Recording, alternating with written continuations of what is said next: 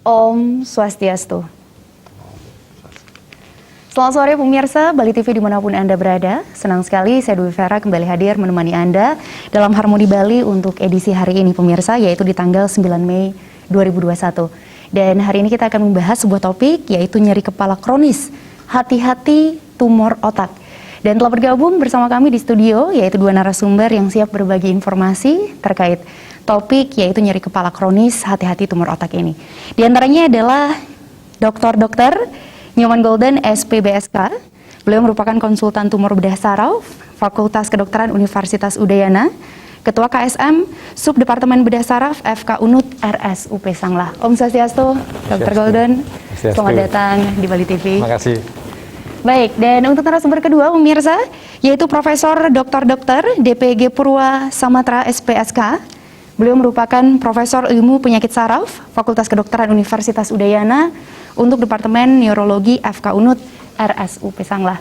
Prof. Purwa, Om Swastiastu. Om Swastiastu. Baik, dan tentunya hari ini juga siap berbagi ya Prof ya? Ya. Bagaimana keadaannya, kabarnya? Iya, langsung kader sehat-sehat semua. Sehat semua, sehat. Mudah-mudahan. Ya. Baik, tentunya untuk pemirsa yang ada di rumah juga dalam keadaan sehat walafiat. Pemirsa, kita akan banyak sekali berbincang terkait bagaimana nyeri atau sakit kepala. Karena terkadang ya Prof ya dan juga Dr. Golden kita merasakan nyeri di bagian kepala dan sering khawatir apakah ini nyeri kepala atau sakit kepala biasa. Atau bahkan ada beberapa penyakit bahaya yang juga harus kita waspadai sehingga kita tahu kira-kira penyebabnya apa dan apa yang harus kita lakukan.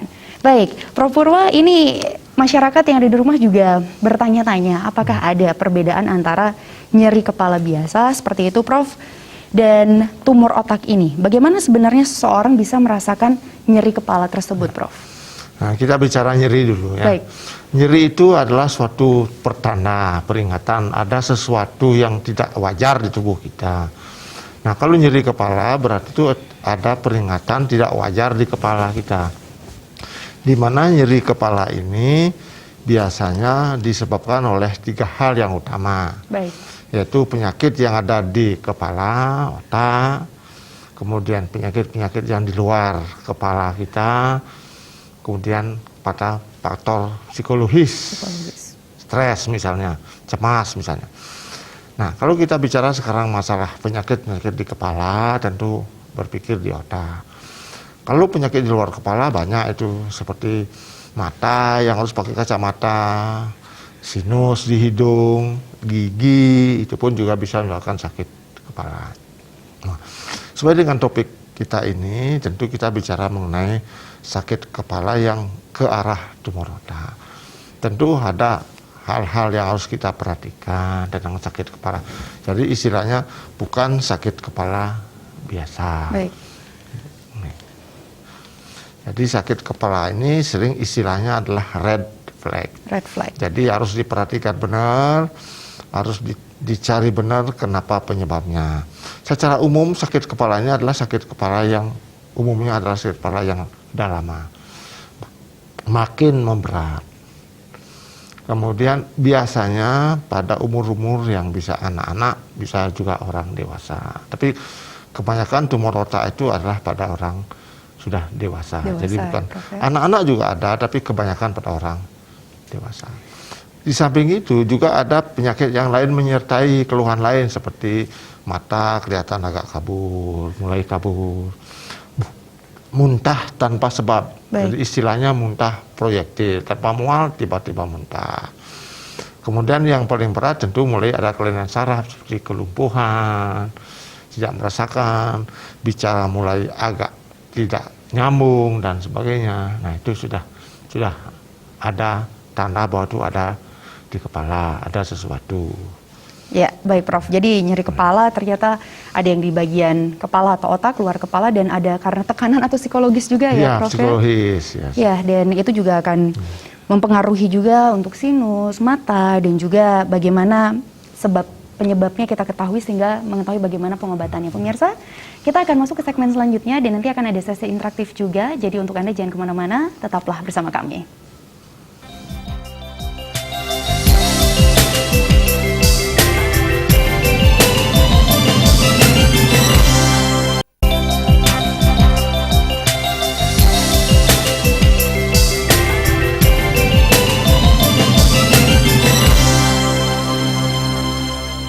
Baik, terima kasih pemirsa Anda masih bersama kami di Harmoni Bali dan kita akan lanjutkan perbincangan pada sore hari ini.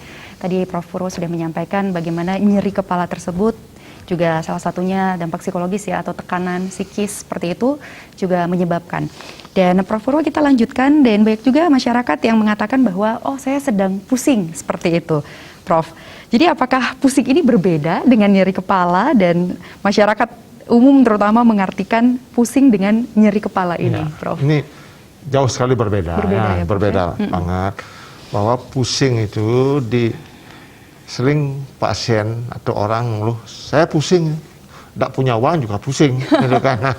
Nah ini pusing sebenarnya diarahkan kepada sakit kepala yang berputar, bergoyang, bukan sakit rasaan berputar, bergoyang. Berbeda dengan nyeri kepala. Kalau nyeri kepala itu memang sakit, yang makin lama makin berat, bisa dengan muntah. Nah itu, sehingga jauh beda. Jadi masyarakat tolong dibedakan apakah pusing, apa sakit kepala. Pusing belum tentu sakit kepala. Sakit kepala belum tentu juga berputar atau pusing. Ya. Jadi berbeda. Baik, Prof, berarti yang mengalami sering nyeri kepala itu berbahaya ya, Prof ya? Nah itu kita harus waspada. Apalagi nyeri kepala itu makin lama makin berat. Atau sering kambuh sehari bisa ini, tengah malam kadang-kadang sakit dan sebagainya. Setelah dengan mudah itu memang harus ini diwaspadai. Itu istilahnya red flag. Harus diwaspadai. Ya, apakah ada tanda-tandanya, Prof, seperti itu untuk nyeri kepala? Nah, kalau nyeri kepala disertai dengan seperti saya bilang tadi ada muntah, disertai dengan mata kabur, apalagi sering kelemahan anggota gerak atau apa ya, harus sudah lebih cepat harus segera konsultasi ke dokter. Ya, dan tadi juga Prof sempat menyampaikan terkait red flag seperti itu ya, Prof ya. Seperti apa red flag itu? Red flag itu adalah artinya itu atau lebih harus diwaspadai dengan tanda-tanda sudah ke arah menjurus ke arah sesuatu kelainan di otak. Seperti tadi saya bilang, mulai mata kabur, kelemahan, kemudian tidak nyaman, rasa di kepala makin lama makin memberat, sakit kepalanya. Itu red flag, jadi harus diwaspadai. Iya, baik. Jadi kita berbincang dengan Dr. Golden ya, Dok. Ini jika kita sudah merasakan hal-hal yang tadi disampaikan, red flag jadi semakin berbahaya seperti itu, apa yang sebaiknya dilakukan oleh masyarakat atau pasien seperti itu jika mengalami red flag tersebut, Dokter? Sebetulnya red flag itu sudah ada alasan untuk melakukan imaging study namanya, jadi pemeriksaan lebih lanjut untuk mendeteksi kelainan di otak. Red flag itu kan kalau misalnya dia kronik 6 bulan tidak sembuh atau memberat sudah diberikan obat itu kan red flag. Jadi sering dia bangun malam-malam dari tidur itu waspada. Atau dia bangun kemudian sakit kepalanya hebat itu juga harus waspada. Apalagi tidak ada keluarga yang migrain. Kalau ada keluarga migrain mungkin ya arah kemungkinan dia migrain. Ada periode di mana dia ada disorientasi. Kemudian ada lagi family yang pernah juga sakit tumor otak itu sudah masuk red flag. Nah itu sudah harus teman sejawat neuro itu biasanya sudah pasti dia akan melakukan pemeriksaan imaging, artinya seperti CT scan atau MRI untuk mendeteksi kelainannya. Apakah ya artinya bahwa kelainan bisa tumor, bisa hal yang lain, bisa infeksi, bisa nanah di otak kan. Jadi sudah kalau seperti itu ya sudah menjurus bahwa itulah yang perlu dilakukan pemeriksaan imaging namanya, jadi pemeriksaan pencitraan lah ya, CT scan atau MRI. Kalau cuma sakit kepala saja, tanpa ada tadi misalnya red flag tadi, atau tidak ada tanda-tanda lain penyerta, seperti misalnya di Prof bilang ada kelainan kelumpuhan, atau ada mata kabur, itu nilainya diagnostik kalau dia dilakukan pencitraannya kecil sekali. Sehingga karena pencitraan itu kan mahal juga biayanya, jadi kita harus benar-benar selektif mana yang memang nyeri kepala yang mengarahkan seseorang itu perlu pemeriksaan pencitraan. Baik. Itu sekira-kira seorang profesional pasti sudah tahu. Dan kebetulan saya sebagai spesialis bedah saraf itu lebih banyak menerima yang sudah katakanlah sudah jadi ya, Prof sudah melakukan pencitraan, kita tinggal mengeksekusi saja sebetulnya. Jadi beliau lebih banyak berhadapan langsung dengan sakit kepala yang mengarah kepada perlunya pemeriksaan pencitraan untuk menentukan tumornya atau kelainan, kemudian melakukan eksekusi apa perlu tindakan operasi atau tidak. Jadi sebetulnya itulah. Jadi kalau sakit kepala plus harus, kalau kepala tok secara umum misalnya orang itu ya juga nilai diagnostik atau nilai imagingnya cuma kecil sekali bahwa dia ada kelainan. Harus ada nilai lain seperti tadi saya red flag atau ada kelainan-kelainan yang tadi seperti gangguan neurologis ya, yang mulut mencong, kelemahan, kejang apalagi gitu ya. Itu sudah orang teman-teman sejawat orang di bagian saraf sudah sangat peka dengan itu. Baik, dok, berarti itu kurang lebih 6 bulan dan memang serangannya hebat ya dok ya? Ya, makin memberat tentunya, makin agresif. Memberat. Ya, makin progresif lah itu. Baik, ada saran yang disampaikan juga untuk masyarakat dok, segera ke dokter atau ada tahap awal yang harus dilakukan? Ya, tadi saya kira kalau sudah 6 bulan sakit kepala, mungkin tidak sampai 6 bulan ya, dengan obat-obat tidak memberikan mengurai nyerinya, sudah memang seharusnya kembali lagi ke dokternya. Karena begini kan, awal mungkin dokternya belum firm sekali dengan kelainan yang ada di otak, karena awal-awal datang kan perlu observasi lah katakan. Nah, itulah pasien juga harus mengenali diri sendiri. Kok saya tiap malam kok bangun karena sakit kepala, lah itu sudah harus cepat-cepat juga ke dokter. Loh, kok sakit bangun terus sakit kepala tambah hebat. Atau pagi-pagi sakit kepalanya sangat hebat terus makin memberat. Nah, itu sudah warning. Jadi kadang-kadang ya kesadaran pasien itu juga penting, karena kadang-kadang dokter itu kan observasi, dia awal-awal datang nggak mungkin terus ya CT scan, dia perlu observasi. Nah, teman sejawat neuro itu sudah sangat familiar dengan itu. Saya kira kalau sudah sekian kali mungkin datang, beliau sudah bisa mengeksekusi bahwa ini perlu pemeriksaan pencitraan, imaging gitu. Ya baik, jadi dokter ada beberapa tahapannya, kita sudah mengetahui ternyata pusing berbeda dengan nyeri kepala ya dok ya. Jika memang sudah mengetahui ada tanda-tanda yang semakin hebat seperti itu pemirsa, red flag bisa langsung segera mungkin ada lagi yang namanya worrisome headache. Worrisome itu yang cemas. Ya. Itu biasanya yang vascular attack namanya. Jadi kalau misalnya pembuluh darah pecah, itu dia tidak sering dia bilang tidak pernah sakit kepala seperti ini. Jadi thunderclap headache namanya, seperti petir. Itu sudah emergensi. Apalagi di sekali panas, kaku kuduk, itu sudah tanda-tanda mungkin meningitis. Nah, hal-hal seperti itu mungkin pasien akan lebih cepat mencari pertolongan karena situasinya sudah emergensi. Dan para teman sejawat di bagian saraf dengan mudah dia melakukan bahwa ini perlu sekali melakukan pemeriksaan pencitraan atau imaging. Nah, karena seperti itu mungkin masyarakat juga akan lebih waspada ya. Baik. Dia mesti akan ini suatu situasi emergensi. Dan sebelumnya belum pernah merasakan sehebat itu ya? Ya, thunderclap. Jadi jadi istilahnya itu gini, sakit kepala kok tidak pernah seperti ini. Jadi sangat sakit dia, apalagi kaku kuduk. Itu sering vascular attack, perdarahan yang di otak yang karena pecahnya pembuluh darah. Pecah pembuluh darah bukan di otaknya, tapi di antara selaput otak dengan otak itu. Baik.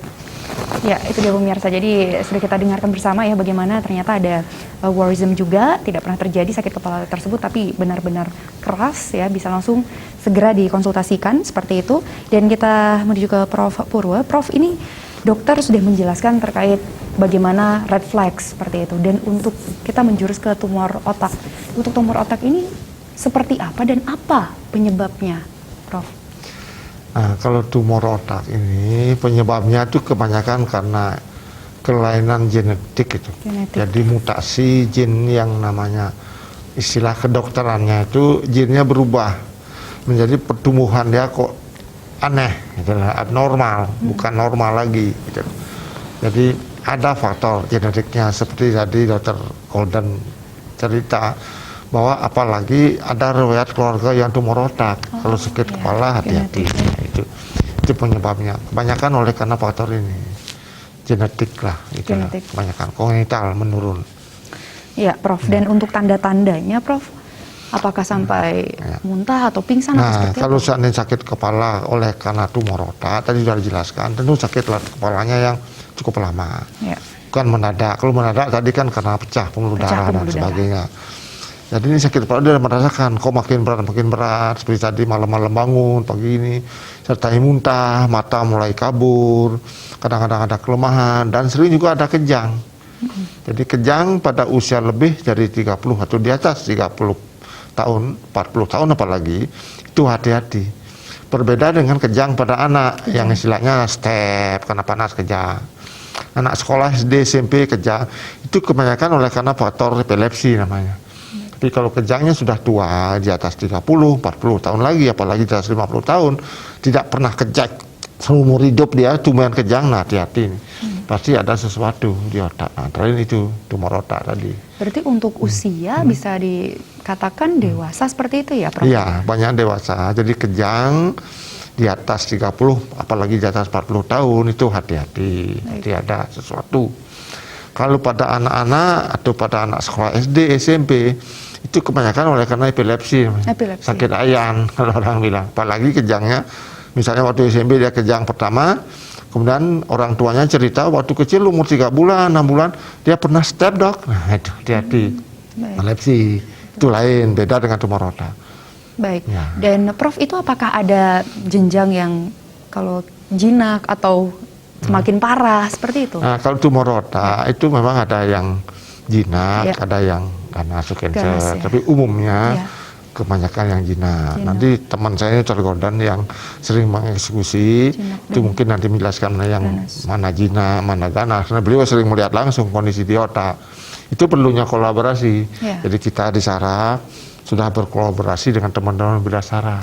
Jadi kita mendiagnosa dulu, oh ini sudah tumor, nanti silakan lanjutkan ke beliau. Mungkin beliau nanti menjelaskan bisa masalah jinak dan ganasnya. Nah ini dia Dr. Golden, gimana dok kita membedakan antara jinak, tumor jinak dan tumor ganas tersebut, dok?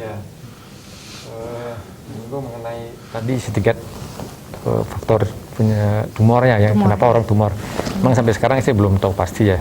Cluster family atau genetik ya, kemudian faktor lingkungan, ada yang bilang radiasi, infeksi, kemudian pekerjaan yang berhubungan dengan chemical, oil, refinery oil itu memang dikendarai seperti itu.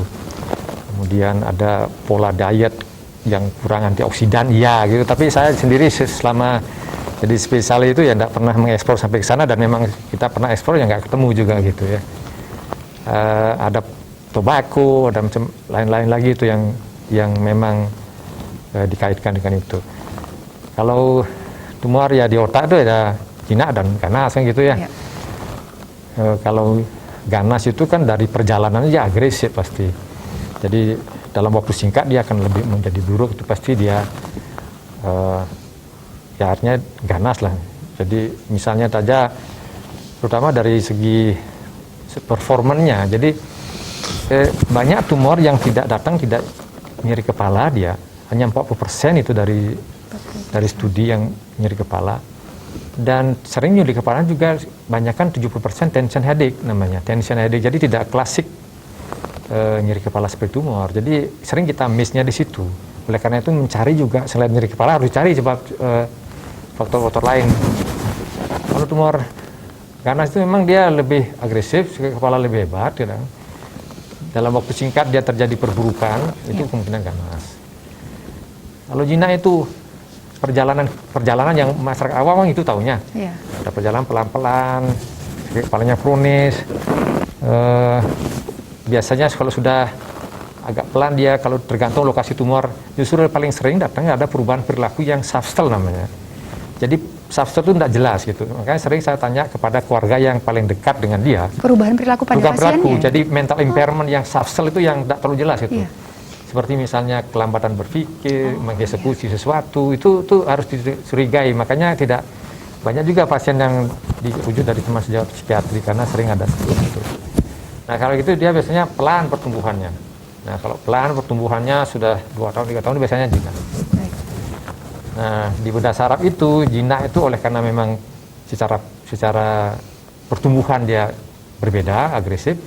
Ada jinak dan ganasnya, ada yang jinak dan ganas dibedakan karena lokasi. Walaupun dia jinak perilakunya, tapi lokasinya sulit, kita anggap ya ganas juga, karena kita tidak bisa mengambil secara total itu berdasarkan lokasi. Kadang-kadang kita anggap ini ganas karena dia tidak bisa kita ambil secara total. Untuk lokasi itu seperti apa ya? Misalnya lokasi di daerah batang otak, di daerah-daerah di dekat saraf-saraf otak, di mana kita harus meninggalkan ya sedikit tumor, terutama tumor jinak, untuk menghindari komplikasi pasca operasinya. Karena kan sebetulnya tujuan dari operasi itu bukan kepuasan dokternya, tapi happiness pasiennya. Pasien itu harus happy. happy dokter misalnya total umur terangkat, happy dokternya, tapi kalau pasien terus ada kelumpuhan kan tidak bagus juga. Jadi disitulah kita punya harus wisdom, kapan kita harus meninggalkan tumor sedikit tanpa harus mengorbankan fungsi pasien kan gitu, dan kapan kita harus melakukan total semua diambil. Nah itu kita mengambil decision waktu operasi, dan itu sangat dipengaruhi oleh ya artinya kondisi pasien sebelum operasi juga mempengaruhi. Ada tahapan-tahapannya juga ya. Ya, kalau sebelum ya seperti itulah. diambil tindakan. Ya, baik. Jadi untuk pemirsa, jangan kemana-mana. Nanti di segmen selanjutnya kita akan buka interaktif. Silakan untuk Anda yang ingin bergabung, menghubungi line telepon kami di 0361-894-8400 atau di 0361-894-8401. Dan tadi sudah dibahas juga terkait bagaimana tumor otak ini, ada yang jinak, ganas, dan apa penyebabnya. Dan tadi juga Prof sempat menyampaikan bagaimana kaitannya dengan penglihatan. Karena ada yang menyampaikan juga ternyata bisa mengalami kebutaan seperti itu pemirsa. Nanti kita akan bahas di segmen selanjutnya. Jadi untuk Anda jangan kemana-mana, tetaplah bersama kami di Harmoni Bali.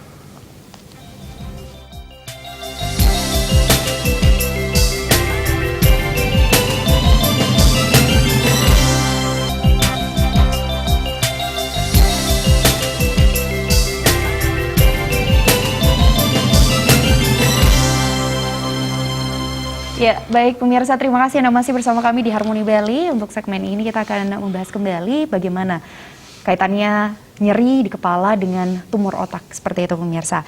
Baik, Prof Purwo tadi dokter juga menyebutkan bahwa gejala dari tumor otak ini ada kaitannya dengan gangguan penglihatan seperti itu. Mungkin bisa dijelaskan dok bagaimana tumor otak tersebut dapat mengganggu penglihatan dari pasien tersebut. Ini begini ya. Penglihatan terganggu oleh karena tumor otak itu akibat tekanan yang tinggi di kepala, itu menekan saraf nomor 2 namanya, sehingga terjadi pembengkakan yang istilahnya adalah papiludip. Karena pembengkakan ini maka penglihatan akan kabur. Tidak serta-merta langsung buta bukan, jadi mulai kabur. Sehingga biasanya sering teman-teman atau pasien yang mengeluh ini ke dokter mata dulu, dokter mata lah karena menemukan bengkak saraf nomor 2-nya, sehingga baru konsultasi ke saraf. Atau kalau langsung ke saraf, dia pasti sudah tahu bahwa ini ada pembengkakan. Kalau ada pembengkakan itu hati-hati, seperti tadi red flag. Tentu cari yang lain, apa ada sakit kepala, apa ada kejang, kan itu kan ada kelainan yang lain. Gitu. Kalau sudah sampai kejang atau kelainan yang lain, itu berarti sudah lama sebenarnya kejadian tersebut. Jadi memang kalau dibiarkan penglihatan ini lama-lama memang terjadilah bisa kebutaan, tapi tidak serta-merta cepat. Oleh karena misalnya glaukoma, kelainan di mata, kalau tidak diapain ya cepat buta. Kalau ini enggak, pelan-pelan. Gitu. Iya. Berarti dok, seseorang mengalami kebutaan akibat tumor otak atau masalah pada mata itu bisa dibedakan dengan hasilnya ya dok ya? Dari iya, mata memang kalau karena tumor otak biasanya dari awal mulai dengan kabur-kabur, kok jelas melihat atau apa. Gitu. Sudah dia coba kacamata sama aja. Nah setelah diperiksa baru ketahuan, baru pembengkakan pada saraf matanya, atau saraf nomor 2 namanya. Baik. Ya, Dr. Goldel, apakah pernah bertemu dengan pasien juga? Seperti apa tingkat? Sering seperti itu. Ya, kalau dia sudah terlambat itu, ada beberapa hari pasien saya begitu, dia sudah buta total baru. Dan dia sebetulnya tahu sudah 1 tahun yang lalu ada tumor, tapi ketakut terus akhirnya makin lama makin total butanya. Jadi sebetulnya gini, kalau selain memang karena tekanan di otak, juga ada saraf-saraf yang kebetulan tumor-tumor yang kebetulan letaknya dekat di saraf mata. Nah kalau pasien seperti itu dan dia enggah ya, alert ya, cepat dia ke mencari pertolongan ya, medical help itu mencari pertolongan ke dokter, ketahuan tumornya kecil. Ada beberapa pasien seperti itu karena tumornya pas di, memang lokasinya sulit, pas di saraf mata ya, memang waktu artinya belum ada gejala sakit kepala dia sudah duluan itu muncul, jadi ada mata kabur dari suatu sisi. Dan seperti itu memang tumornya biasanya kecil. Karena apa? Karena dia belum sempat membesar, sudah ketahuan kan, karena ada keluhan yang lebih awal dari mata kabur itu. Terus hal yang perlu diperhatikan misalnya kalau orang sering ganti kacamata tanpa sebab, itu hati-hati. Dia terlalu agresif, dia progresif penurunan minusnya atau gangguan refraksinya, nama refraksi itu terlalu cepat ya, itu hati-hati. Atau perbedaan minus antara mata kanan dan mata kiri misalnya terlalu tajam, itu juga hati-hati. Dan tidak ada pada tumor tertentu dia justru ketajamannya bagus membaca, tapi dia mulai ada tunnel vision namanya. Jadi makin sempit penglihatannya, sehingga pasien itu ada yang aneh. Dulu pernah datang ke praktek saya itu, dia sering jatuh kalau jalan di tempat sempit. Karena apa? Karena dia tidak bisa melihat samping. Jadi dia itu masalahnya lapang pandangnya, bukan ketajaman penglihatan. Jadi seperti orang melihat di di lubang pintu gitu. Jadi dia tajamnya bisa dia normal, tapi lapang pandang itu ada jenis tumor tertentu yang sering muncul itu karena tumor di daerah hipofise namanya. Di daerah hipofise itu khas sekali kalau bahasa kedokteran itu bitemporal hemianopsia, itu sudah kabur. Ini gampang sebetulnya ngeceknya itu. Saya kira dokter umum juga gampang ngecek dah. Itu sudah nilai diagnostiknya sudah 90% misalnya tumor-tumor dari kelenjar hipofise namanya. Ya, itu yang berkaitan dengan mata. Jadi kalau kelenjar hipofise itu 3 dia keluhannya. Mata, tadi kabur yang paling banyak itu lapang pandang menyempit. Kemudian hormonal, jadi karena dia dekat di situ bisa menekan produksi hormon atau memicu produksi hormon. Gangguan menstruasi, tidak menstruasi, atau libido menurun, itu bisa. Kalau mata menyempit, libido menurun, hati-hati itu mungkin sudah mulai ada tumor hipofise. Libido menurun itu. Kemudian yang berhubungan dengan kenaikan tekanan di otak adalah nyeri kepala. Jadi 3 kalau di situ ada berhubungan dengan mata, ada berhubungan dengan hormonal, dan ada berhubungan dengan kenaikan tekanan di otak. Jadi 3 itu kalau dia tumor-tumor di daerah kelenjar hipofise. Itu kaitan dengan mata tadi ya. Selain karena seperti Prof bilang, tekanan di otak tinggi, ada memang tumor-tumor yang belum tinggi tekanan, tapi karena dia lokasi di situ ya cepat memberikan gejala. Dan tumor-tumor itu biasanya datang dengan ukuran lebih kecil. Ukurannya lebih kecil. Ya, karena dia kan cepat cari pertolongan. Mungkin Prof saya menambahkan ya. Ya. Ya memang tadi sudah dibilang hati-hati. Coba biasanya keluhan mata itu kadang-kadang dianggap pendek. Oh, perlu kacamata, kadang-kadang langsung ke optiker. Sudah gonta-ganti kaca. Nah, terus sebaiknya kadang-kadang bisa teman dokter mata menemukan, baru dikonsulkan ke kita. Kita menemukan, konsulkan lagi ke teman bedah saraf. Jadi kolaborasi sebenarnya. Ya. Baik.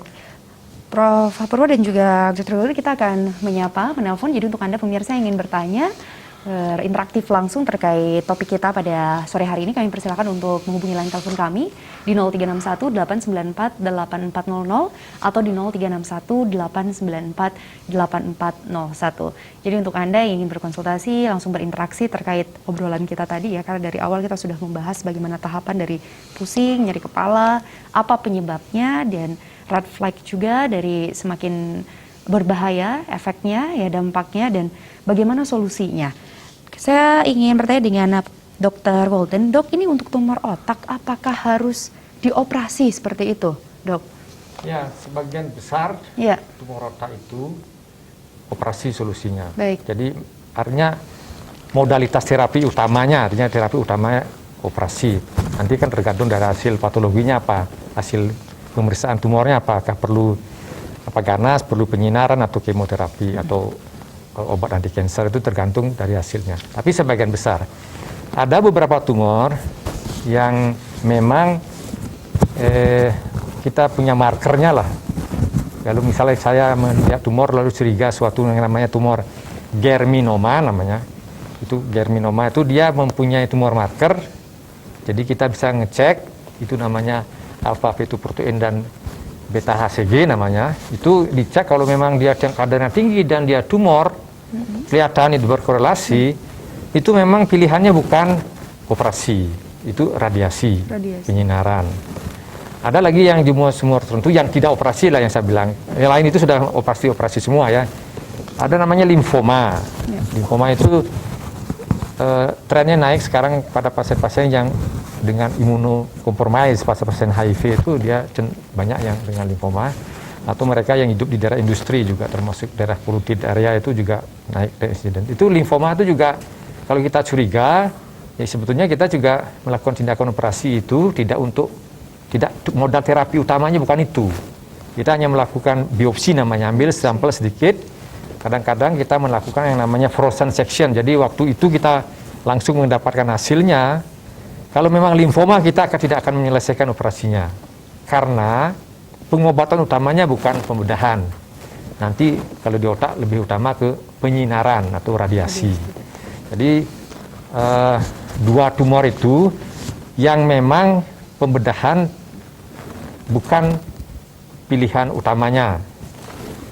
Ada lagi satu yang namanya prolaktinoma, itu kelenjar hipofise yang bagian sel prolaktin ini menghasilkan kadar prolaktin yang tinggi, itu biasanya menyebabkan tidak menstruasi. Jadi orang itu selama tidak pernah menstruasi. Nah itu juga kalau dibuktikan prolaktinnya tinggi dan pada MRI itu pada pemeriksaan pencitraan tidak ada perdarahan di dalam tumornya atau tidak mengalami tiba-tiba kebutaan, itu juga tidak operasi pilihannya. Itu langsung kita memberikan obat untuk tumornya, yaitu namanya itu bromocriptine nama obat. Jadi ada 3 yang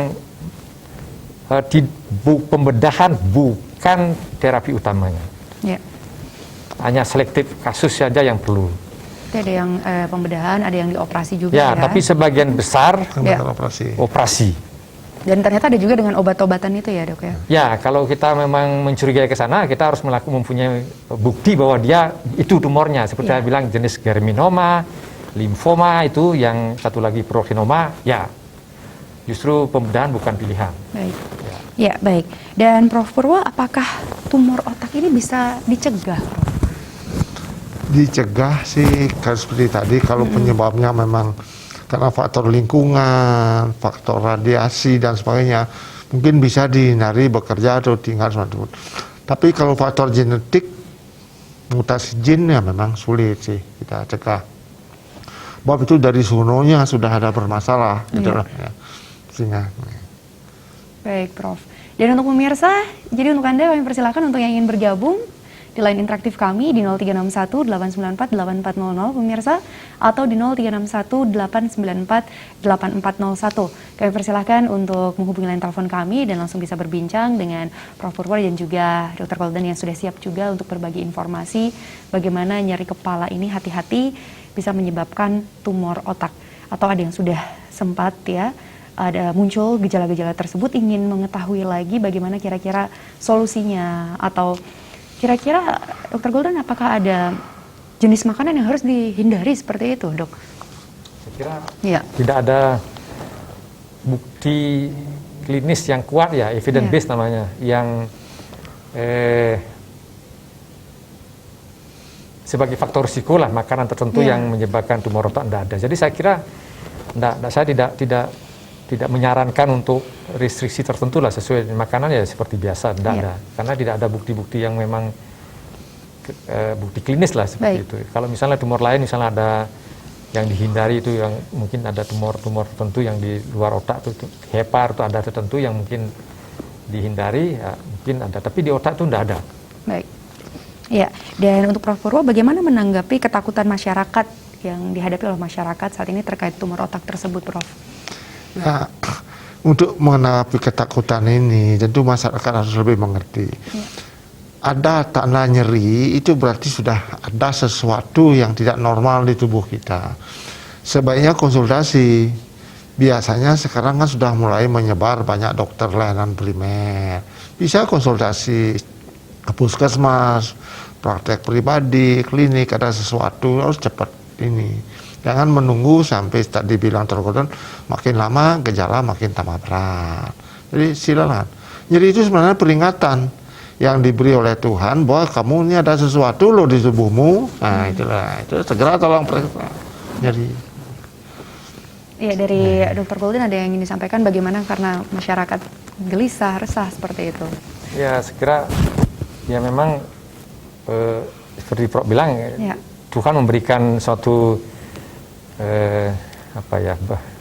bekal bahwa nyeri itu udah warning ya. Makanya mungkin ada yang bilang listen your body ya. Dengarkan tubuhmu gitu. Kalau nyeri itu ya memang harus didengarkan. Kemudian oke lah, mungkin kalau begini, orang nyeri kepala terus berkepanjangan, yang ditakutkan mesti tumor otak. Jadi kadang ya pasiennya ini jangan itu terus takutkan itu, worry-nya itu dikedepankan, tidak mencari solusi. Jadi harus berani untuk konsultasi. Iya. Ya atau tidak gitu loh. Sehingga nanti ternyata setelah dapat pencerahan atau konsultasi ternyata nggak mengarah ke tumor, kan bisa saja nyeri kepalanya tanpa saya dikasih obat udah hilang sendiri. Karena worry-nya atau cemasnya itu yang penyebab nyerinya jadinya gitu. Jadi kalau gitu menurut saya harus mencari pertolongan lah dengan ke yang memang ahlinya lah gitu. Jadi sehingga di situ akan dijelaskan mungkin karena apa yang dia rasakan dengan penilaian judgement dari seorang ahli itu kan beda. Ya. Nah di situ kalau sudah dapat pencerahan, dapat penjelasan yang secara detail, kadang-kadang pasiennya keluar dari praktek ketawa dia. Wah datangnya cemas karena dia memang kalau dia sakit kepala berpanjang yang ditakutkan itu tumor. Setelah kita cek ternyata tidak mengarah ke sana, dia udah ketawa-ketawa, nggak perlu resep dokter lagi. Dari kekhawatiran awal, kecemasan dan pikiran dari pasien itulah. tersebut. Jadi jangan terlalu kompromi lah, ketakutannya dikedepankan tanpa mencari penyelesaian gitu. Masalah ya tetap ada kalau nggak diselesaikan kan. Ya. Baik, Dr. Goldan.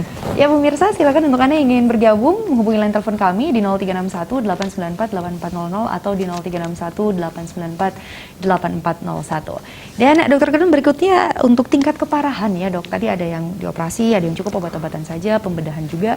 Ini apakah disesuaikan dengan tingkat keparahan ya? Tadi ada jinak dan ganas juga seperti itu ya dok ya? Ya di luar dari 3 tumor barangkali yang saya sebutkan tadi ya, Baik. istilahnya itu mungkin agak sulit menerima germinoma namanya itu yang memang Germinoma. ya, terus ada namanya prolaktinoma itu dan limfoma itu kan bukan pembedahan pilihan terapinya. Baik. Yang lainnya mesti pembedahan. Jadi enggak apa-apa kalau memang itu solusinya kan orang ke dokter ingin menyelesaikan masalahnya. Lalu misalnya teman sejawat dari saraf itu kan mesti beliaunya sudah mengetahui kan bahwa ini perlu seorang spesialis bedah saraf. Nah, memang sih tidak gampang untuk menerima itu akan dilakukan pembedahan itu pasti itu cemas itu pasti itu kan. Tapi masalahnya untuk menyelesaikan masalah itu kalau harus dengan tindakan pembedahan ya memang harus disikapi, harus diambil sikap gitu ya, tidak ngambang. Karena makin ngambang nanti kan itu tumor itu kan tumbuh terus. Sekarang itu dengan teknologi dan keterampilan itu safety-nya ya, tindakan itu kan safety-nya, keamanan tindakan itu tinggi, keberhasilan juga tinggi. Karena itu kan dulu orang misalnya penerbangan itu mungkin banyak jatuhnya karena sana mungkin navigasi dan sebagainya tidak berkembang. Sekarang kan aman. Itu juga begitu juga di bidang pembedahan bedah saraf, safety-nya tinggi udah karena didukung oleh tools, peralatan yang memadai, keterampilan, teknik pembedahan, teknik pembiusan itu yang menyebabkan safety-nya tinggi. Jadi saya kira boleh cemas, tetapi harus ambil sikap. Ya, dok, apakah bisa disembuhkan dok? Tumor jinak itu cure dia. Ada tumor jinak yang perempuan namanya meningioma. Ya, kalau grade 1 kita ambil total, misalnya dia cure. Tapi tumor ganas itu, yang ada yang paling ganas itu menurut grade-nya WHO ya, grade 4 itu dia ya 18 bulan sampai 24 bulan dia akan tumbuh lagi. Dan itu memang sudah begitu. Perjalanan penyakitnya akan seperti itu kalau tumor ganas seperti itu ya. Itu yang ekstrim yang saya bilang. Ada yang borderline di antara itu ada. Tapi yang jinak yaitu ya cure dia. Sekarang dengan teknologi saya bisa ngambil tempat-tempat yang agak sulit pun sudah kita ambil. Walaupun kadang-kadang ya mungkin ada komplikasi minimal atau kita harus meninggalkan tumornya, tapi kalau jinak kan tidak masalah juga. Baik. Ya, berarti dengan perkembangan teknologi dan safety ya. Ya, safety-nya itu tinggi sekarang itu. Semua bisa dengan mudah seperti itu dengan komunikasi dan juga teknologi yang semakin canggih pemirsa. Ya, jadi untuk pemirsa Bali TV dimanapun Anda berada, kami akan kembali untuk segmen selanjutnya. Jadi untuk Anda yang ingin bergabung untuk line interaktif, nanti di segmen selanjutnya ya kami akan angkat penelpon di 0361 894 8400 atau di 0361 894 8401 pemirsa. Jangan kemana-mana, tetaplah bersama kami.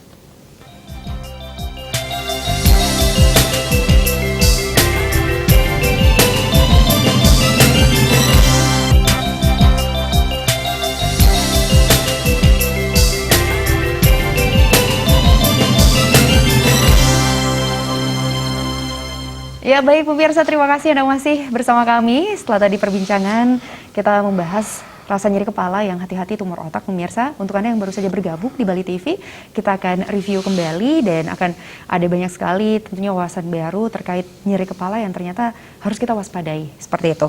Baik, kita ke Dr. Golden. Dok, tadi kita sudah membahas bersama dengan Prof. Purwa terkait penglihatan yang juga erat kaitannya dengan nyeri kepala. Dan disebutkan juga ada sinus seperti itu ya dok ya. Apalagi yang membuat kita harus lebih peduli seperti itu dengan nyeri kepala ini. Nyeri kepala itu kan seluruh di kepala tuh nyeri kan gitu Iya. ya. Nah sumbernya tadi Prof kan sudah bilang tadi bisa di dalam ruangan otak, di otak, Iya. bisa di luar kan gitu, bisa juga karena masalah psikis kan gitu Psikis, ya. Kalau yang tekanan. di luar itu biasanya kan sinusitis misalnya. Sinus. Ya alergi, orang sinusitis itu kan juga karena sering buntu. Tulang kepala itu sebetulnya ada rongga-rongga. Iya. Di sini ada rongga, di sini ada rongga. Tujuannya buat itu supaya dia lebih ringan. Nah sinus itu ada mukosa. Itu termasuk yang mempunyai sensasi nyeri dia. Baik. Nah kalau dia di situ sering peradangan kan cairannya nggak bisa keluar, jadi ngeblok dia. Kadang-kadang ada tekanan negatif di sana karena dia udaranya diserap terus jadi semua sinus itu di pipi itu kanan kiri ada sinus, di sini ada sinus, semua mengarah ke hidung karena dia ada mukosa namanya. Baik, pusatnya di hidung. Kita tahan sejenak. Dokter Golden, kita sapa untuk penelpon. Om Swastiastu, selamat sore. Om Swastiastu, selamat sore. Ya, selamat Swastiastu. sore. Dengan siapa di mana Pak? Yang Kak Raja Reng Panjer. Nggih, Kak Raja Ring Panjer, silakan Kak Raja ada yang ditanyakan terkait nyeri kepala. Hati-hati tumor otak, Kak. Nggih. Nggih. Om Swastiastu, selamat sore Pak Dokter. Sore, Swastiastu. Yang ingin mengetahui tapi tanda-tanda tumor otak nih. Terus yang kedua, untuk menghindari, artinya kan kita bisa berjaga-jaga nih. Jangan sampai kena penyakit yang nampaknya menakutkan juga nih. Oke, jadi untuk menghindari itu, langkah apa yang perlu kita ambil? Cara-cara kita dalam kehidupan sehari-hari, dalam memakan atau dalam makanan, ataupun dalam bertingkah laku. Gimana sebaiknya untuk menghindari penyakit ini kan? Ini kesempatan. Baik. Semua Pak Dokter. Ya, matur semua Kak Raja yang ada di Panjer atas pertanyaannya. Jadi ada 2 pertanyaan pemirsa terkait bagaimana tanda-tanda dari tumor otak nanti dengan Prof. Purwa dan pencegahan atau cara menghindari terkena tumor otak nanti bersama Dr. Golden. Ya, silakan Prof. Purwa untuk tanda-tanda tumor otak ini. Untuk tanda-tanda tumor otak tadi sudah dijelaskan bahwa sakit kepala, bukan pusing Pak. Kalau pusing itu berputar. Ya.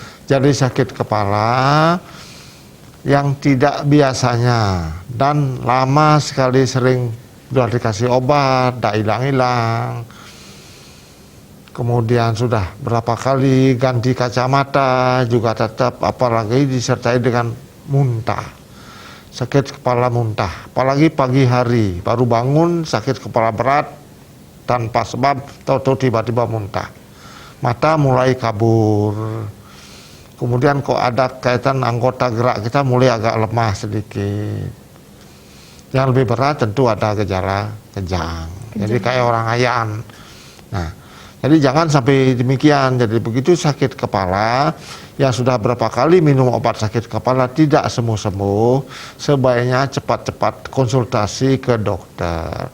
Dokter umum pun tidak apa-apa, konsultasi dulu. Kalau tidak tahu, dia ragu, pasti konsultasi nanti ke dokter ahli. Sekarang apalagi di Panjar Pak, banyak sekali klinik, banyak sekali dokter umum, silakan. Jadi biasakanlah sekarang kita mulai pola hidup sehat. Baik. Ada sesuatu nyeri, peringatan, segera kita harus konsultasikan. Itu Pak ya, Baik. mudah-mudahan hal tersebut dapat ini mengurangi kecemasan Bapak mengenai tumor otak. Ya, terkait tanda-tanda tumor otak tersebut. Iya, Jadi baik. memang banyak sekali ya ditandai dengan penglihatan seperti itu. Selain itu juga muntah, kejang. Iya. Itu juga perlu diperhatikan dengan seksama, Kak Raja. Berikutnya pencegahan untuk menghindari tumor otak. Silakan, Dr. Kolden. Ya, tadi mungkin saya sudah jelaskan Ya. ya. Karena memang secara penyebab pastinya tidak tahu ya, memang kita sih ya pola hidup normal biasa saja sudah. Artinya pola diet yang seimbang, yang secara umum lah. Tidak ada makanan yang harus dihindari. Tetapi mungkin barangkali yang perlu diperhatikan kalau ada keluarga ya, ini karena cluster family namanya. Ya. Keluarga yang menderita tumor otak itu ya mungkin lebih hati-hati. Tetapi kita tidak bisa melakukan screening namanya. Screening itu kan ada tanda yang memang mengarah lalu dilakukan pemeriksaan pencitraan Anda. Tapi dengan adanya misalnya katakanlah satu keluarga punya tumor gitu ya. Ya deteksi dini namanya. Kalau dia mengalami sesuatu nyeri kepala itu ada family atau keluarga yang tumor ya itu cepat lakukan pemeriksaan. Tapi untuk pencegahan saya kira nggak ada yang harus diperhatikan dari pola makan. Kalau memang yang bekerja di daerah-daerah perminyakan yang dikatakan itulah, itu memang ya itu juga saya tidak pernah mendapatkan kasusnya. Tapi pola sehat ya termasuk menghindari tobacco, alkohol itu termasuk di dalam pola hidup yang sehat yang memang tidak hanya untuk tumor otak, semua penyakit juga itu mestinya seperti itu dihindari itu. Tobacco atau tembakau dan alkohol juga termasuk di dalam dianggap faktor risiko itu tumor otak. Saya itu tidak ada pembatasan diet lah. Dan Dr. Golden, apakah dari masyarakat atau pemirsa yang sempat mengalami gejala-gejala yang disebutkan tadi, tanda-tanda tersebut, kenapa harus segera mengkonsultasikan ke dokter, Dr. Golden?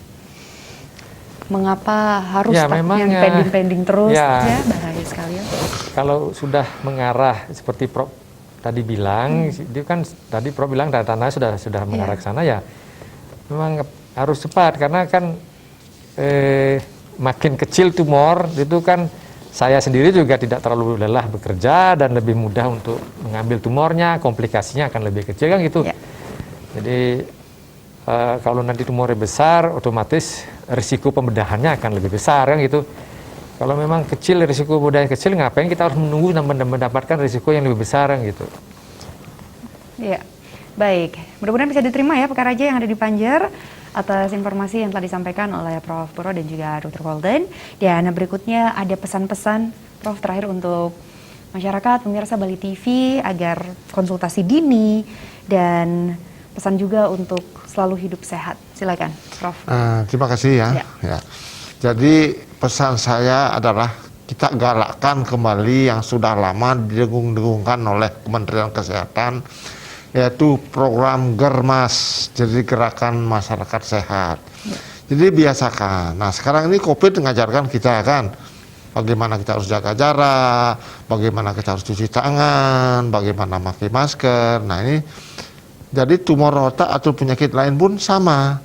Jadi biasakan diri untuk Germas, gerakan masyarakat sehat. Jadi kalau ada tanda-tanda suatu yang lain dari tubuh kita, seperti Dr. Golden tadi bilang itu bahwa sudah ada tanda tubuh kita beri peringatan, tolonglah segera. Apalagi sekarang di Bali khususnya, apalagi di Kota Denpasar sudah menyebar di mana-mana pelayanan kesehatan. Jadi tidak usah jauh-jauh, silakan konsultasikan. Jangan ragu, jangan takut. Apalagi punya BPJS bisa digunakan itu untuk konsultasi. Nah, jadi harus Germas itu diaktifkan kembali. Baik, terima kasih Prof. Purwo dan Dr. Golden, ada yang ingin disampaikan untuk pemirsa Bali TV? Ya, sebetulnya dalam semua penyakit ya, untuk keberhasilan itu partisipasi pasien juga sangat penting gitu ya. Artinya begini, kita sudah memberikan konseling yang memadai, yang cukup, ya artinya menjelaskan secara detail. Katakanlah dari, sebetulnya kalau misalnya ini kan saya berbicara sebagai spesialis bedah saraf, dalam hal ini kan konseling tentu sudah ada tumor datang ke saya. Itu kan selalu saya hitung-hitungannya kan artinya risk and benefit namanya. Baik. Risiko dan keuntungan. Jadi risiko dari misalnya tindakan itu apa? Kalau risikonya kecil dan pengalaman saya mengatakan itu risikonya kecil dan keuntungannya besar, ya memang harus layak dipertimbangkan bahwa pembedahan harus dilakukan misalnya itu. Terus ya nanti yang menangkut cost benefit itu kan urusan lain. Kalau punya BPJS ya itu kan tidak masalah. Terus juga harus seimbang gitu loh menerima informasi. Jangan ketakutan operasi saja yang dijadikan kecemasan. Harus dilihat juga kalau dia tidak dioperasi, tumor itu kan tumbuh, dia akan mengancam nyawa juga kan. Jadi katakanlah misalnya saya bilang, pasien saya operasi dengan jaminan 98%, baik 2% mungkin atau 5% lah, kadang tergantung dari lokasi dan besar tumor. Coba sekarang saya kalau tidak dioperasi, kan masalah waktu, 100% pasti buruk kan gitu karena dia tumbuh. Lain dengan perdarahan tidak diambil, dia kan diserap gitu kan, itu lain masalah. Jadi menurut saya saya juga akan lebih nyaman bekerja kalau tumornya masih kecil. Dan dengan demikian keberhasilan juga akan lebih besar dan komplikasinya pasti lebih kecil. Jadi saya kira dalam hal ini partisipasi masyarakat dan baik yang tumor maupun yang kadang-kadang kan keluarga luarnya itu juga memberikan kontribusi. Sama dengan kalau misalnya seorang yang punya masalah hukum dia cari lawyer untuk menyelesaikan masalah. Kalau sekarang masalah tumor kan cari orang ahlinya kan itu untuk menyelesaikan masalahnya. Kalau misalnya mau pergi ke luar negeri mau kemana cari guide untuk menunjuk. Sekarang kalau sakit ya saya guide-nya gitu. Ya saya kira itu. Jadi tetap partisipasi dari pasien dan keluarga itu memberikan kontribusi untuk keberhasilan.